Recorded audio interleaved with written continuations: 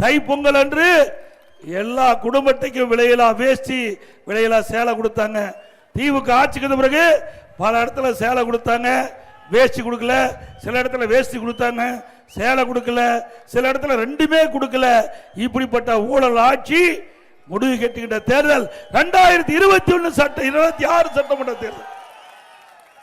மீண்டும் அதிமுக ஆட்சிக்கு வந்த பிறகு நம்முடைய தைப்பொங்கல் என்று பொன்மனச்செம்மல் புரட்சி தலைவர் எம்ஜிஆர் கொண்டு வரப்பட்ட அந்த வேஷ்டி சேலை திட்டம் தரமான வேஷ்டி சேலையாக ஒவ்வொரு தைப்பொங்கலும் கொடுக்கப்படும். அதே போல ஒவ்வொரு தீபாவளி என்றும் நம்முடைய தாய்மார்களுக்கும் நம்முடைய சகோதரிகளுக்கும் அற்புதமான சேலை கொடுக்கப்படும் பெண்களுக்கு. அதோட அதிமுக ஆட்சிக்கின்ற பொழுது யாரெல்லாம் வீட்டுமனை இல்லையோ அவர்களுக்கெல்லாம் வீட்டுமனை அதிகமாக கொடுத்தோம். நிறைய பேருக்கு வீட்டுமனை கொடுத்தோம். அதேபோல் ரேஷன் கார்டு இல்லாதவர்களுக்கெல்லாம் விண்ணப்பத்தில் தகுதியானவர்கள் அனைவருக்கும் ரேஷன் கார்டும் கொடுத்தோம்.